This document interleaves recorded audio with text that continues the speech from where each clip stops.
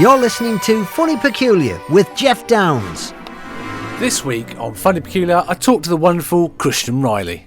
Know what to actually call you in this? So you're a guitar comedian. How would you actually? I'm going to put it over to you, Christian. How would you actually term yourself? I don't know. On my website, I've got musical comedian. Musical comedian, but yeah, it's just shorthand, isn't it? Yes. But I do think, and then I've on the front page of my website, I've gone. I think it's like stand-up that goes musical. Yes. So it's got the texture of stand-up, and I'm using music to tell the jokes. Yeah. And it's not so rather than just me setting up a song and then doing a song and setting up another song and doing a song. It's not like that, and it's not like Gilbert and Sullivan, and stuff like that. So yeah, I musical stand-up.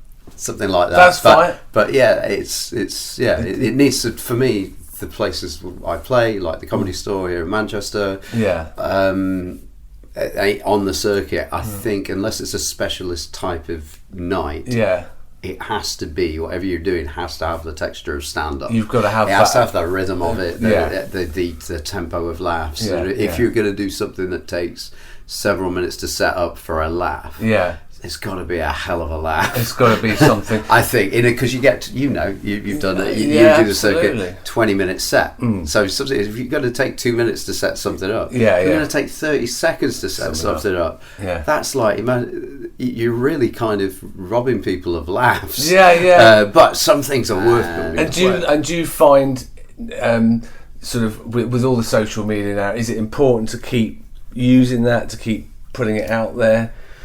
I don't know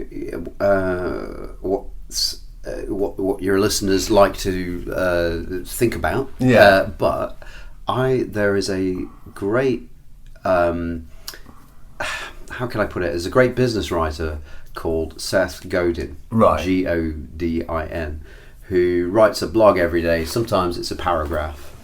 Sometimes it's several paragraphs, and he's written books, and people who are interested in marketing will say he's like one of the leaders of he changed marketing. He added words to the language of marketing for marketers. And you remember when everybody was reading Tipping Point, Malcolm Gladwell's Tipping Point. That was a big... Where, Seth Godin would have been a contemporary of Malcolm Gladwell's, whereas Malcolm Gladwell does kind of pop science, or pop social science, and Seth Godin is writing for people, for the industry, the marketing industry, and business people. And he wrote a similar thing called Spreading the Idea Virus, and he made it more viral by it's free. And so it's a similar thing, but Malcolm Gladwell, in order to make books that people want to read and hold in their hands and give as gifts and stuff, it had to have extra bells and whistles and stuff. So anyway, so I would recommend if you want to sort of get a good answer to like, is social media important? Finding him on the internet and reading his stuff is very useful. And what becomes apparent is if what you need to do at every stage is ask yourself, why am I doing this? Right down to what's this? Some business guy said, nobody wants a 1/4-inch drill bit. What they want is a 1/4-inch hole. Right. And then you could go back from that. You could expand that out and go, no, what they don't want a 1/4-inch hole. They want to be able to put a shelf up. But they don't want to be able to put the shelf up. They want to be able to. They want the feeling that they get when they put their books on it and look at it. And so you boil it all down, and then this is something that I read quite recently from this guy that I'm pimping out on your podcast. No, that's fine. that when you boil it down, what people are buying. When they pay with money, or they're buying when they just pay with attention, because this podcast will go out for free. We call it free because they're not giving you money, but it's there because the new scarcity is attention. There's a million things. There's no shortage of stuff. There's a million and one things we could be doing with our attention now. So you need to value attention like you would a precious commodity. So what people are buying when they pay you with their attention, they pay you, or when they buy a ticket to go and see you perform, or they buy your book that you've written or something, they're buying emotions. They're buying the feeling of liking the world better after they came into contact with the thing you made. So, but I just think, for me, interesting trumps funny. That's me, and I know that's a silly thing for a comedian to say. But so no matter how short attention spans are getting, or we think they're getting, people will listen to podcasts to the end if they're interested in what's being talked about and what's being conveyed. So, and what about and when you're doing your live performance? And if I can put this question to you about when you started off. Now, when did you start? I reckon you and I started in the same year. Because maybe 2000 was the year I did. And what were you doing before that? So I had a band, and we just mainly in Nottingham, where I'm from. So you're from Nottingham, right? And so we had some residencies and we played some original stuff and some covers. We always did like versions of stuff. And what was the name of the band? The band's called Nova Lounge. Nova Lounge, okay. And where did that come from? Did you walk past the Nova Lounge? Because I think Oasis got there from probably because Oasis walked past. I think was it Noel Gallagher walked past an Oasis leisure centre in Swindon, and he went, and that's where he got Oasis. It wasn't from reading some mystical. But you just came up with Nova. We kind of. We threw ideas around for a bit. We kind of wanted this. We wanted this loungy feel to it anyway. Where we had and we're still good mates. But so we started off, we had it was me with on guitar and singing, and a double bass player, and instead of a drummer, a DJ, a turntable. There's a mix there. And that's what we were. That's what we were going for. We had a few residencies. And then over the years, when I started moving into comedy... And how when I started moving into comedy, I got first of all, me and the double bass player ended up in Rich Hall's band. Which is like a fake or parody country and western. And for people and I have to do this podcast thing because anybody can listen to. Rich Hall is an American comedian who and he's been over here sort of 20 years now. And he's a stand-up, but he did a character called Otis Lee Crenshaw, who was like an American redneck type character, wasn't he? And he had a backing band. So before you actually got into your own comedy, you kind of... I used to go and watch comedy. Who did you like at that time? So I came to it by... I had this band and we had residencies and we had this loungy sort of thing. Rather than like stadium, going for like big anthemic stuff, I liked There's an album that Tom Waits did called Nighthawks at the Diner. And if you're interested in comedy or cabaret or just like being a happy person, that's the album for you. It's so good. I don't know if you I think I've seen the album. I find him impenetrable sometimes. Okay. Very. And I know he's lauded and he's this amazing musician. Okay. So I would say, forget what you think you know about Tom Waits for that album because he's not. There's kind of Tom Waits has kind of got this BC and AD of where when the first few albums he made with Asylum, it came from a sort of great American songwriter tradition, a bit like he would have been a contemporary of Bruce Springsteen or something. So his very first album, Closing Time, it's like a greatest hits album, and he's totally different to the Tom Waits we know now. The sort of barking maestro, that gruff sort and he's still got that rasp, but it's more like these are like songs that would chart. Closing Time is a great album for that. But then I think it's the one after that, which is called Nighthawks at the Diner, and it's a live show. And it's kind of like beatnik jazz, and he's telling stories. and then he's going into songs and telling his story, and then going into songs. And that album like really just hit me. So that completely, and I was like that. I would love to do gigs like this. Oh really? And when you drill down into it, the album, when you listen to it, you're like, oh, this sounds great. It sounds like a nightclub. Yeah. People are having fun. They're laughing. The music's great.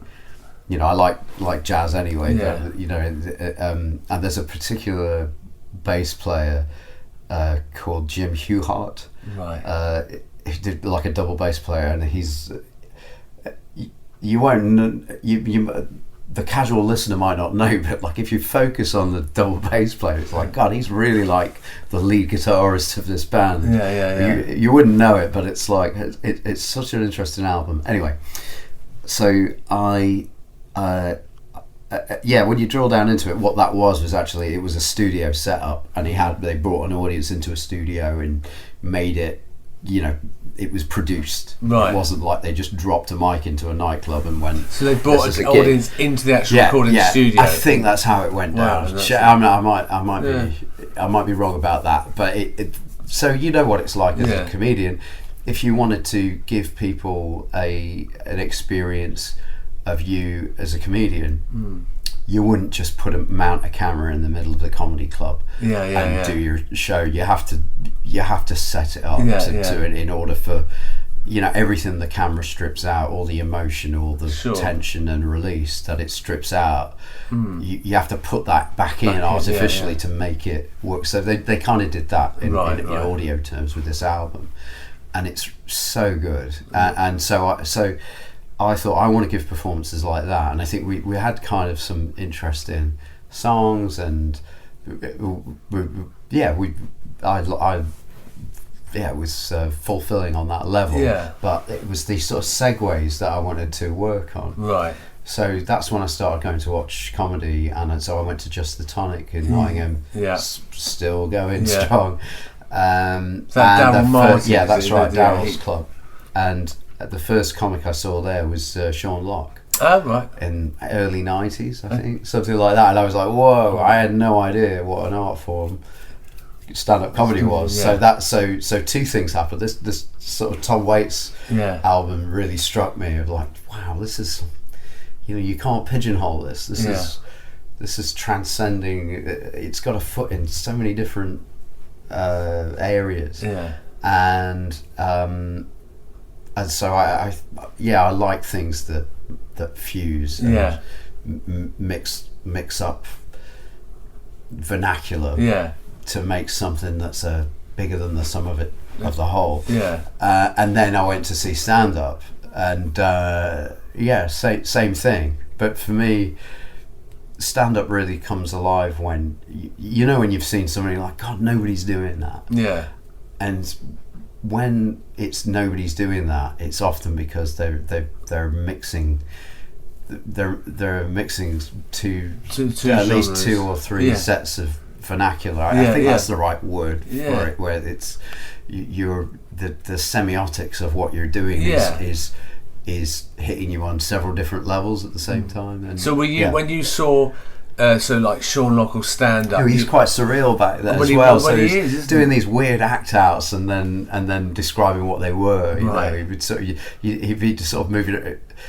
I think he had this thing where he's going and moving his arms around and stuff. That he'd go, that's a man frying bacon in a string vest. Right. You know, and then he would do the same act out and give it another title. And both times you'd be oh yeah, that would totally work. Wasn't Sean Locke and Bill Bailey here? Bill Bailey's a sort of stand-up but does music as well. Yeah. They were in a group called the Rubber Bishops, weren't they? I don't think that was Sean. Was that not Sean? That was someone else. It was someone else. Oh, right, okay. I'm really sure. But actually, because so a few years later, when I was playing guitar and singing for Rich Hall in Otis Lee Crenshaw. So how did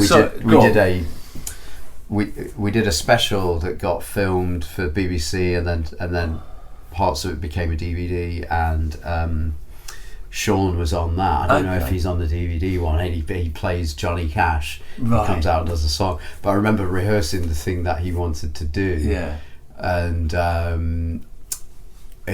he comes out and goes, I'm Johnny Cash, and he had a fake beard on, and I'm Johnny Cash.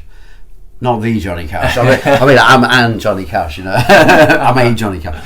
And so how did you get involved with Rich Hall then? Well, Daryl, so I used to go to his club a lot, and Daryl booked our band a couple of times as well. Okay. And he said, Rich is looking for people for his new character. That was in...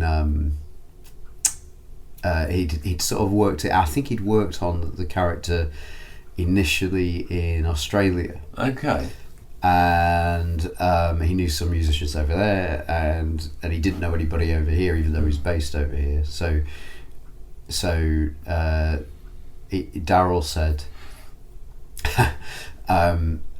Richard's got this character, and I've seen it in Edinburgh, but he doesn't have the band anymore. Right. And I wanted to book him for the show. Yeah.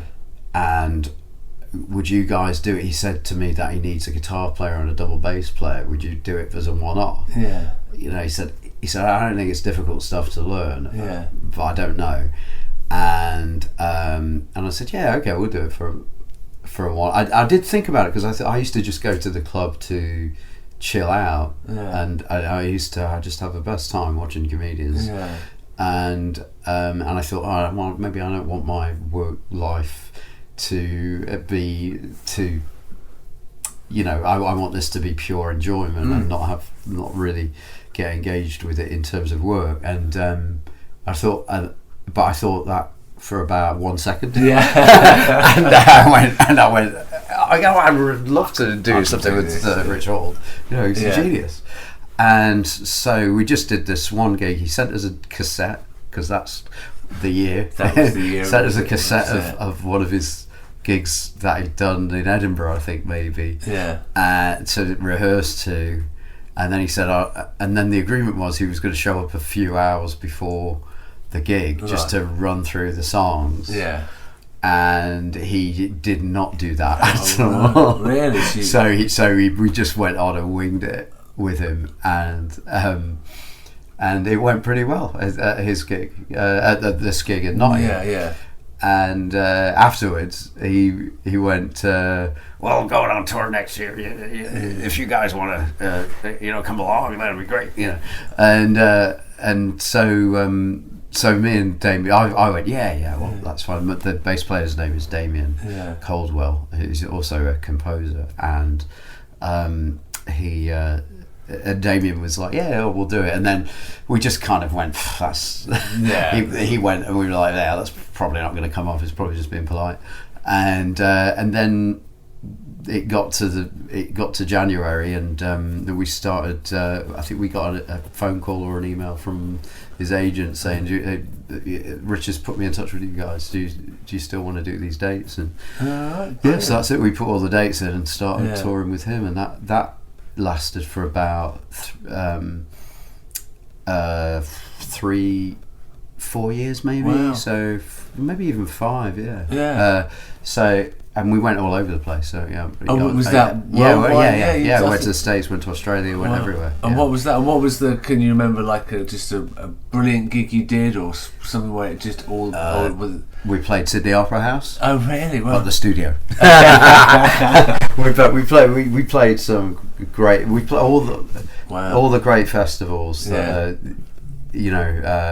where I tell you, one of the best experience, so we went to Australia several times, we went to the States a few times, we filmed a special for Comedy Central in the States, like a live performance, and that was all really exciting and nerve-wracking and exciting and lovely, but the enduring memories that I'm most affectionately attached to are going to Kilkenny for that festival, which happens either the last weekend in May or the first weekend in June. And it's a bank holiday in Ireland. Yeah. And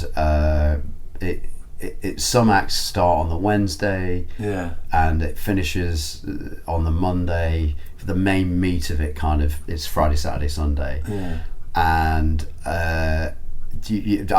we went there maybe 10 years on the trot. Yeah. And it got to the point where it's just run by such wonderful people who are just in it for the right reasons, and the whole sure fuck it ethos of the festival is amazing.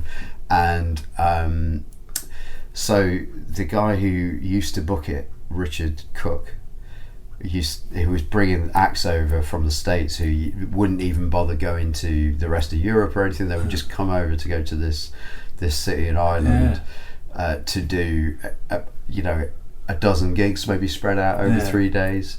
And obviously the people that live in Kilkenny are so spoiled because they're like, oh yeah, this is comedy, and it's like, this is like the grade A, the best practitioners of the art in the world come into this place for a long weekend. And it's not massive. Yeah, but you would have not at all. But they've got a big venue, so they were, they had, so they will have had like Patton Oswalt over there, and people back when it was, into mid 2000s, and people like that, and so, but then they would also have Andy Kindler. Right. And Andy Kindler, I've not heard of Andy Kindler. Oh, you've got it. He used to do that. He used to do these. I don't know if it's a rotating thing, but he used to do an state of the industry address. Right. At the Montreal Festival. Okay. And I saw him do that, and it's very fun. It's very inside baseball type comedy. It's a roast basically. Yeah, right. Okay. And he's very. If you've seen too much comedy, he's perfect. That's it. Andy Kindler, he's amazing. Okay. But he would put somebody like Andy on in the back room of like John Clear's pub, which is like you could get like, I don't know, 70 people in there crammed in. It's one of those where it's like, is it damp in here? It's one of those like back room, you could smell the hops and the yeast. And so you've got those you've got these nice big theatres where they would put on, say, Patton Oswalt or you name it. And anyway, maybe the first year they had the first year I went with Damien and Rich, they had this after show club. So when all the shows had finished, all the artists would go to the artist bar, and it was like a function room in a hotel. And they had a band on. I don't know whether it was that year or 1999. Maybe somebody said, "Oh, you guys could sit in with these guys."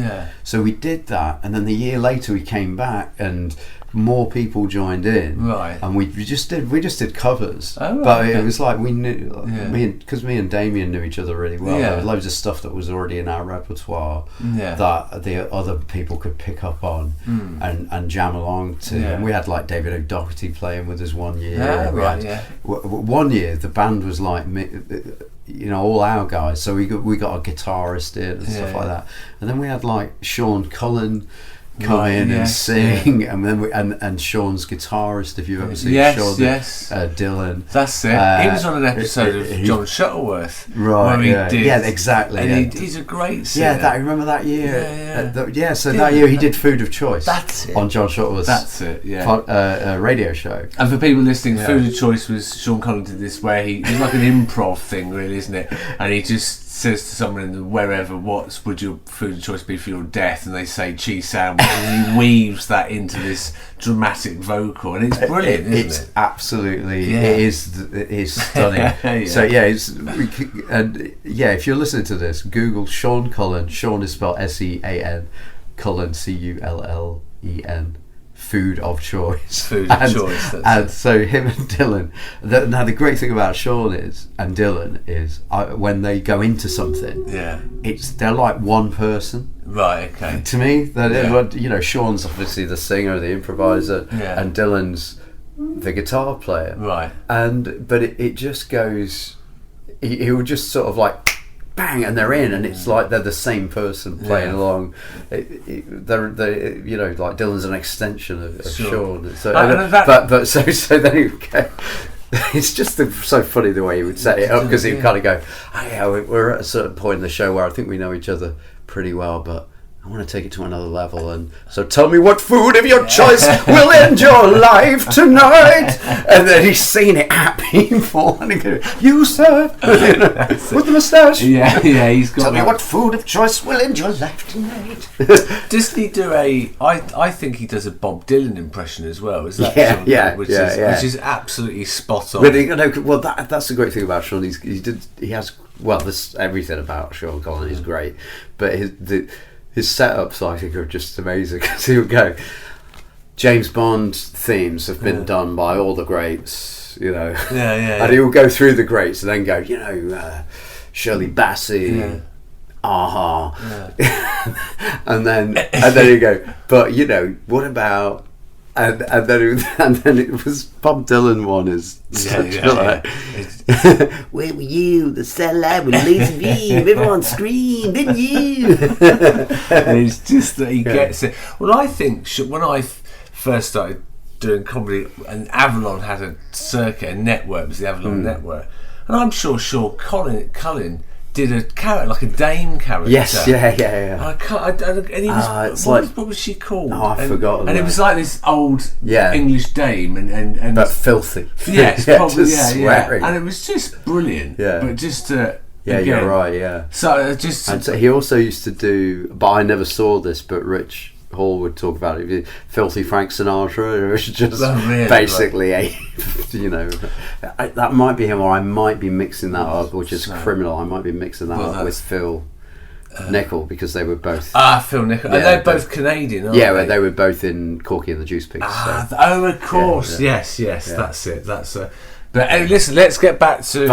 No, this is great. And anybody listening, I'm off topic. Google anything. But we're talking about, and then you're saying Sean and Dylan come together. So what about you? When you're there with Rich. Now Rich is writing all the songs at this point, is he? Or are you? He's already. Absolutely. Yeah, he's and then you're, and then while the tour, and you've been there were a couple of ones where. There was an impro, or actually it wasn't improv. It was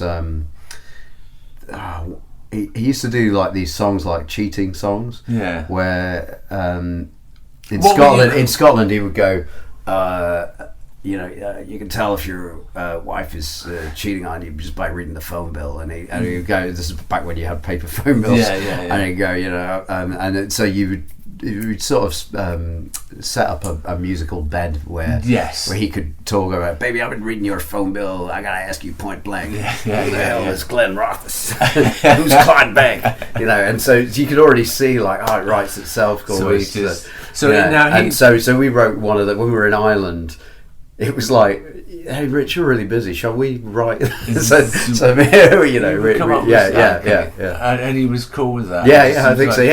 Brilliant. And so again, it was, so Otis Lee Crenshaw was like an ex-convict, really, wasn't he? And then and he was, recidivist. But he had his backing band, which was, and it was Otis Lee Crenshaw and the Black Liars. That's it. And it was just you and Damien. On guitar, and I think I saw for a bit. I think I saw you at the store with because we used to do a residency. That's it, and you would do it very good, because he would. I love the bit where he would look at Elvis Presley's Jailhouse Rock, and that was I think the first time I saw you, and I was like, oh god, that guy can play and sing.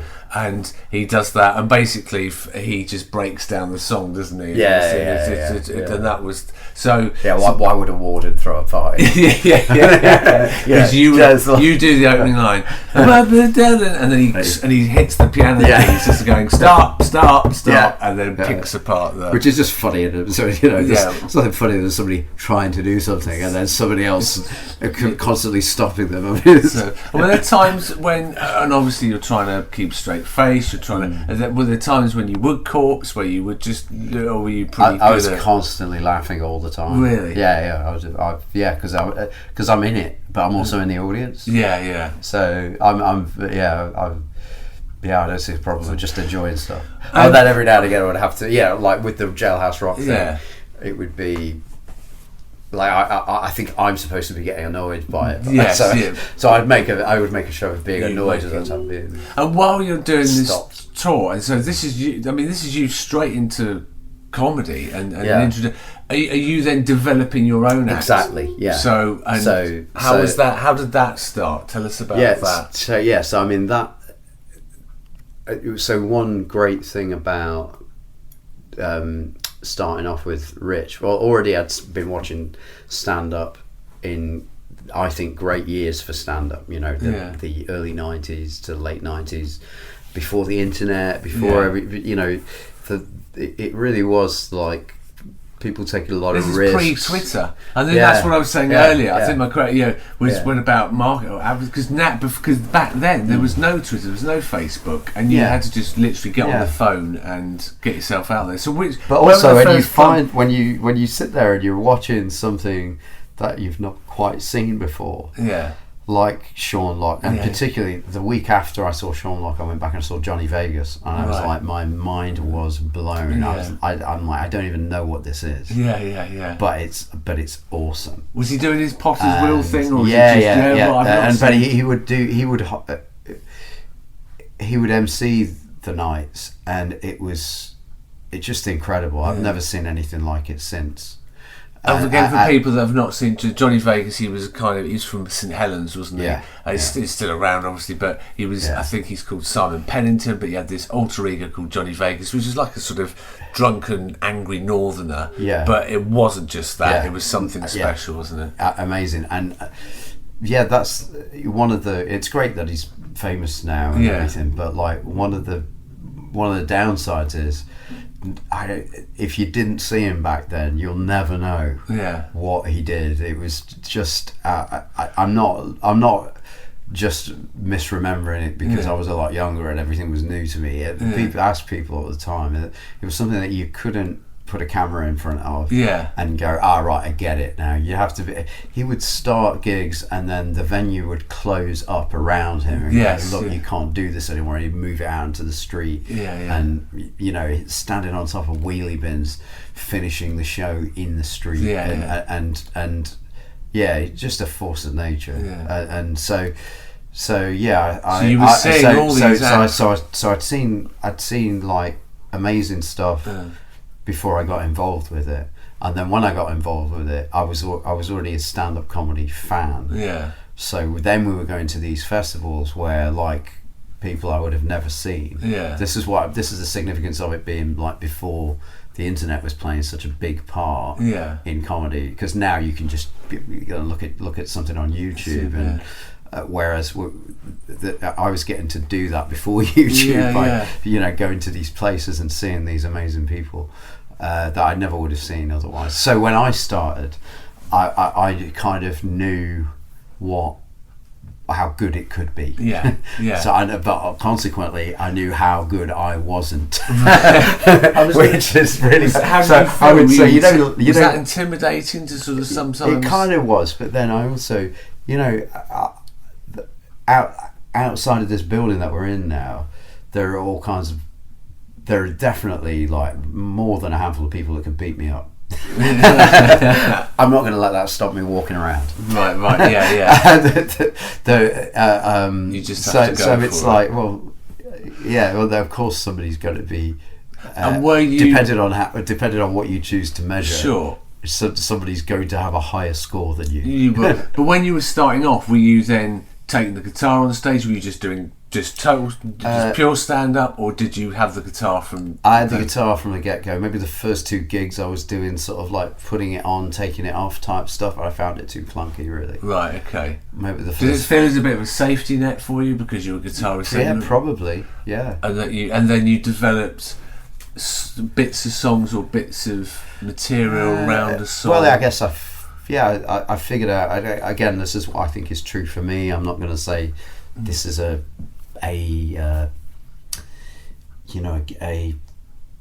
fact. Yeah. It's just true for me that I figured out the way it works for me is I have to write jokes that have the texture of jokes and routines that have the texture of routine. And it is there is music in there, but it's incidental, I think.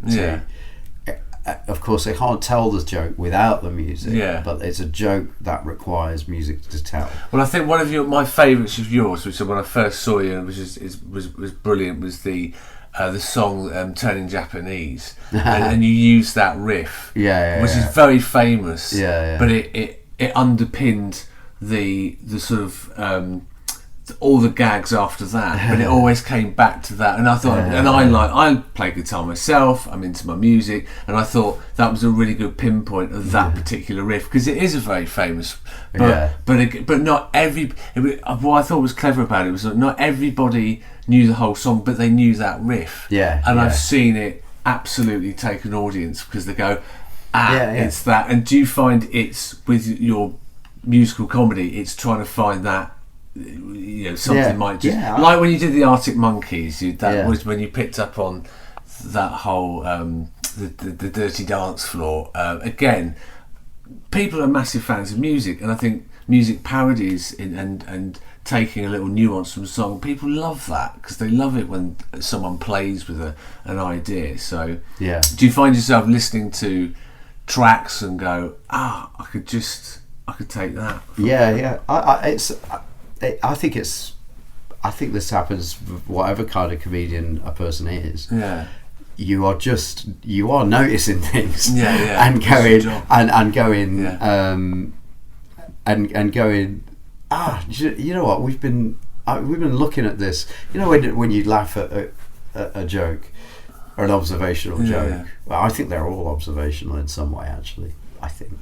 But when you laugh at an observational joke, you go, oh God, I've been looking at that my whole life. And I've finally seen it now. Right. When you hear that, there's that, even if you want to take something kind of serious, like say Bill Hicks had that joke about advertising and marketing. He's going for the righteous indignation dollar. That's a good dollar. All right. Now he's going for the anti-marketing dollar, and that whole thing, that whole phenomena of, and then he ends it by going, quit putting a dollar sign on everything on the planet, please. Well, he doesn't say please, and it makes a very serious point. But we've seen that, to that way of talking, that way of viewing the world before, like in terms of markets, and what nobody had quite said Chris stuff like that. And we do need to go. We sort of suspected this commodification of everything was unhealthy, but he really nailed that. He really nailed that point in a very charming and funny way. Yeah, absolutely, for a lot of people. So you end up going, that's exactly it. That's it. Of what they say about poetry, what was oft thought but ne'er so well put. And so I think, so if I do like an Arctic Monkeys thing, people are going, oh yeah, that is what they sound like, isn't it? And it's not like, at least this is what I think. It's not, that person can exactly sound like that person. It's like, no, it's more like a cartoonist where they pick up a couple of facial features and exaggerate them and go, that's the essence of it. So that's how I would do pastiches of sorry to jump you back, when you're building up your solo act, can you remember the first time you were booked a headline that you'd gigged and you were like, right, I've now been asked to headline? And can you remember that? I can't remember, because like you and I, we would do like gigs for, say, PJ. Yes. Did you? You and I would be on the same bill, and then every now and again PJ would go, and like I was, hey listener at home, I'm talking about really relatable things like PJ, the promoter from South London. Yes, there was so many different ones going on. But like because he was like doing new acts, he was working with new acts all the time. He, eventually he'd go, oh, you're headlining. So I would say the first time I had to finish a gig, because headlining I think is a bit too much of a strong word. But it's still would be for him. You take it on and go, well, I better do it. It has, exactly, and it does have real value, because then you really feel like, oh, well, this is the finish of the show. I should make it feel like a finish. Right. Okay. So that would have been maybe a couple of years in. That would be different to headlining, I think. But you slowly built, Yeah. and you got obviously and Otis Lee and being with Ritual, that's carrying on, and you're touring the world. Well, now I think about it, I think the first time I noticed progression was when. Because they always put you on in the middle to start with. Yeah. Right? Yeah. So the hard job is opening. Yeah. Because you kind of don't quite have the measure of them. The person that walks out first is kind of opening a dialogue with the audience, and if you're on after the first person, you can be in the room and go, right, they're clutching their pearls a bit at this and that, and you can kind of I don't know, radically change stuff based on things like that. But I might just alter the way I go about it. Timbre wise, I might just alter. So what? So when you open. What I'm saying, this is when you were doing the middle spots. Yeah. So anyway, the first.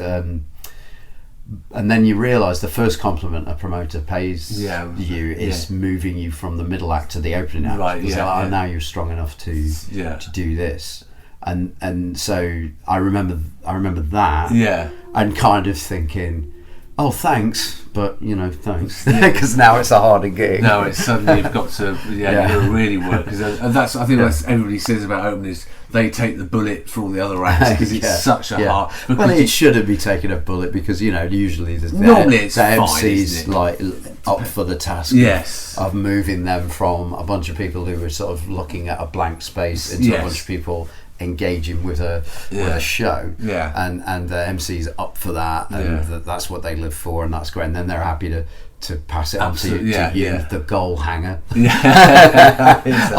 Thanks for that. Now I'll just do the that's why I always think MCs when they get that, but they have to suffer that that compliment and I'm using inverted commas when I say compliment, when people come up to them afterwards, and like the most amazing MCs like Jojo Smith or Mandy Knight or any Roger Monkhouse, or and they come up to them and go, I think you could be a comedian.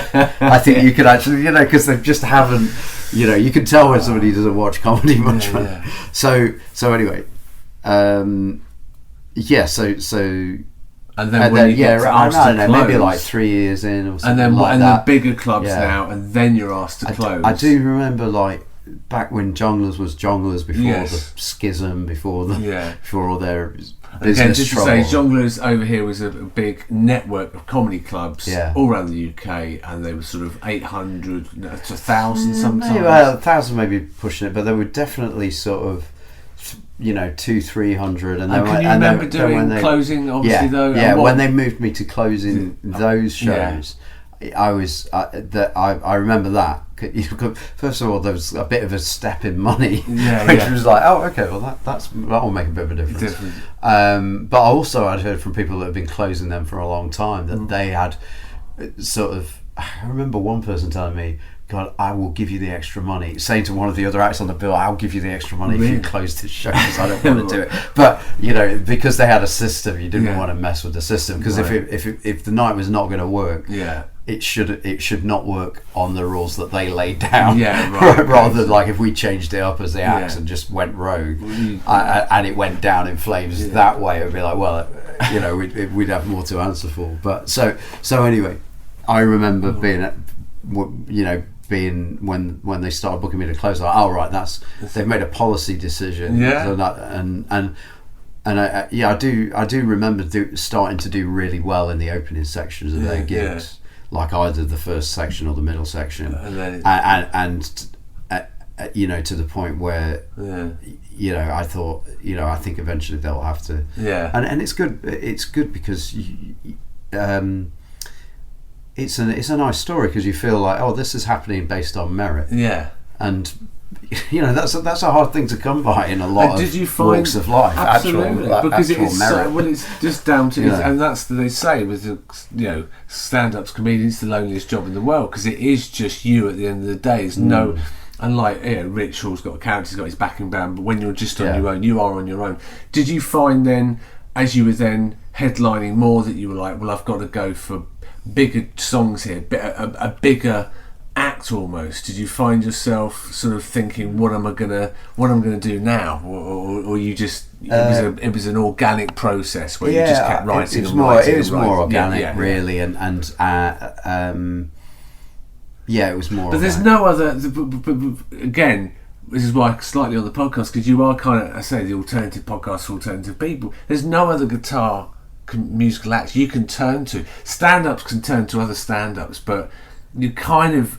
You don't get booked on the same bill with other people that use music generally, unless they're running a special night. Because you're kept. You're kept away, aren't you, almost from the other musical acts? And only now, just right. So my fiance runs a comedy night in North London, right? And it's Mark Watson's comedy night, right? And they call it the Wangabout, right? Okay, Watson's Wangabout, right.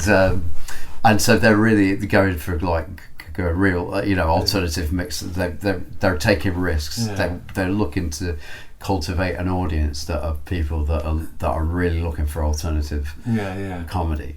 And the couple of days ago they had their December winter wangabout, right? And there was, apart from Mark, there was one male act on the bill, right? And it was fucking great, and as well. And it was only sort of after the fact, looking back, going, oh right, it was almost like there was a token male on the bill. Right, and my point is, we're only just now shedding this idea that like female people are a genre. Yeah. So now it's okay. And to book. At least two. You are allowed to. Because there was this time you can remember, like where there would be a female act on the bill, and then it became uncommon for like, well, we can't have two. Because the idea is it's a bit like guitar comics or musical comics. It's like, well, we've got a guitar. Yeah, exactly. You can't have another one. So people are just going to be guitared out. People are just going to be womaned out. Yeah. I know. It's just like, but you and I think in a way it's. What about variety? Because when I started off in London, when you did as well, and you would go to those nights where you'd see all types of mad people turn up, and there was one guy at the Camden Head. Oh God, what was he called? He was a non-verbal act. He was just a physical Jim. Was he called Little Jim or Jimbo? Oh yeah. And he became a bit of a small legend, little legend in this. Yeah. And he would, I never saw Jimbo. I heard the story. Yeah, and he would just come on, climbing out the window. That's and it. stuff. And and there's all those sort of. Do you remember any from you? I would remember like Phil Zimmerman. Right. Oh yes. Pigeons. I'm just just bizarre off the wall stuff. Yeah. Still, like when the comic strips started, all those, and you would have poets, guitarists, all manner of things, almost like alternative variety, and it's like for me, I don't see that anymore. But I mean, okay, so I'm going to go into very dangerous territory now, where I'm going to say things as they occur to me without thinking about them. Good luck. I believe they call it conversation. Right. So I'm thinking aloud. There's a podcast right there. That's it itself. Thinking aloud. I think this is the way it happened. There wasn't anything resembling our kind of comedy that we see at, say, the Comedy Store in the early 80s, and then they started the Comedy Store. And so all you had was the kind of mainstream stand-up that had mother-in-law jokes and just the culture of the time. Everything that came before was happening in that stand-up scene, and people wanted something different. And so alternative comedy happened. People just wanted to take risks, and maybe when it happened, you kind of, to pull it together, you'd have to have like, well, because this isn't a job at the moment, alternative comedian isn't a job, there's going to be poets who are sort of like changing what they do so that it's alternative comedy. There's going to be actors, there's going to be sketch actors, and there's going to be all these people who aren't comedians because it's not a job yet, who aren't alternative comedians, taking what they know and turning it into alternative comedy. And so that was probably why it looked like that at the beginning. Because you got people coming from all these different disciplines. And then it became more and more refined. And then, by the time I started watching comedy, Eddie Izzard had happened, Ross Noble had happened, and they all came through alternative clubs, and now there are several Ross Noble, Eddie Izzard-esque comedians who, and it's almost like, oh, that's kind of standard now. And so maybe we're waiting for what's next, and it might not even be comedy. The people who are sort of sick of how samey comedy's gotten, stand-up comedy's gotten, it might not be, because you can think when alternative comedy happened, people were sick of like mainstream values, sexism, racism. People might have thought, oh, what we need is a punk revival. We need to reinvigorate music. We need to, we need more oppositional stuff. We've got, everyone's going down this, 80s materialism, moral black hole, and we need to. We need to remember where resistance came from, and we need oppositional music and stuff. And actually, what happened was, a lot of people standing on stage and being enraged in a funny way. And that's where alternative comedy came from. And I think, there's probably some people going, why can't alternative comedy get back to that? And it's like, maybe that's not the answer we're looking for. Maybe we don't need to look backwards now, because maybe comedy, maybe stand-up comedy is not the place where the next sort of kicking against the destructive values that we've still got in our culture. Maybe stand-up comedy is not the place it's going to come from, because it's just become too entrenched. Want comedy to be alternative and show some resistance. It's also quite, I think it's a good thing. It's very normal now to be politically engaged and progressive, and calling people out when they're not, and I think that's okay. I think that's okay. But it's normal. That's the place activists wanted to get it to. Where it's normal for a show like Nanette to happen. There's been a lot of work of activists to create a culture to turn our culture into a culture that needs something like that. That's the hard work that's been happening over the decades. And I think as well, and I saw you earlier in Edinburgh Festival, and I think festivals are probably still now anything can go at a festival. And I think when I was talking about all the variety and acts now, and in a way festivals still are that sort of that bastion of where anything can go and you can try anything. Now, it will always be free in that respect. And you've done quite a few Edinburghs now. How many Edinburgh shows have you?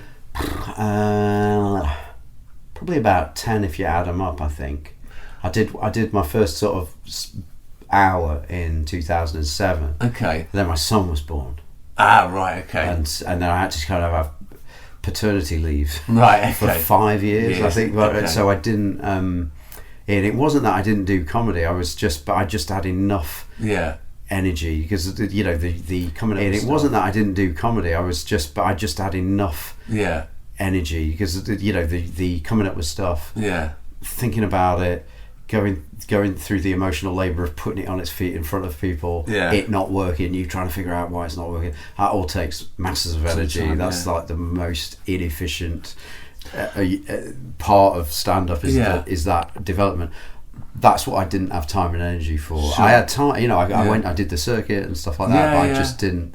And what was it like, that leap from going from a 20-minute or 30-minute was normally the allotted time for a closer to going to a 50-minute show? Or did you? How did you find the writing process for what you were doing there?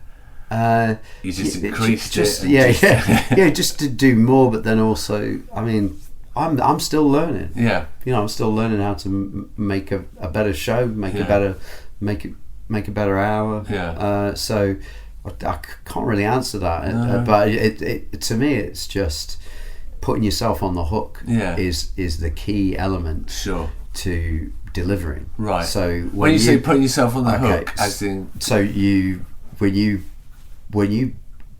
sign on the dotted line and book your slot, right? Okay. And you, even if you do the free Fringe, I think it's better to, like, for me, this is not for everybody, but I do the free Fringe, but I'll take out an ad.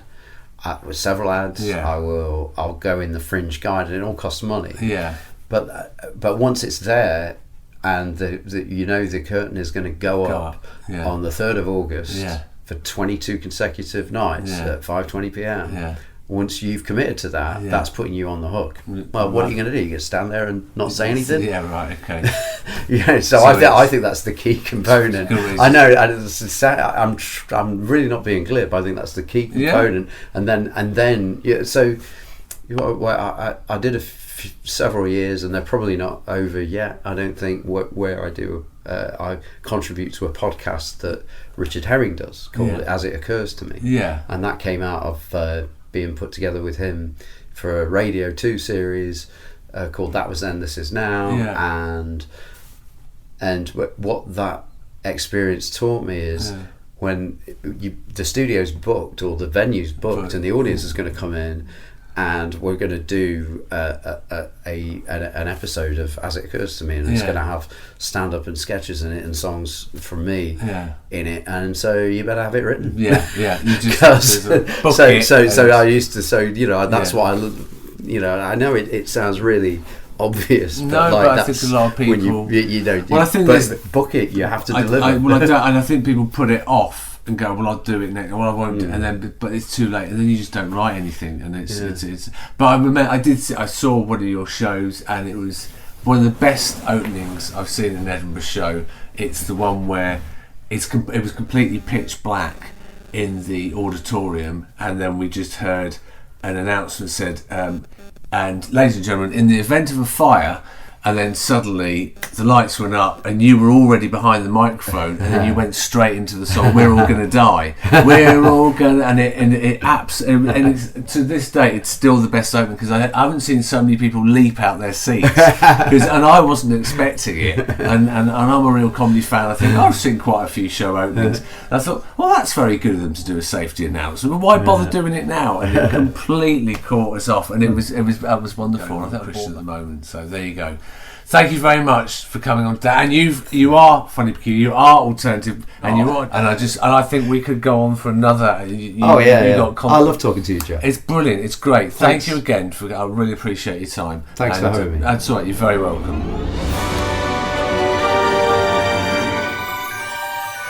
You've been listening to Funny Peculiar. Tune in next week.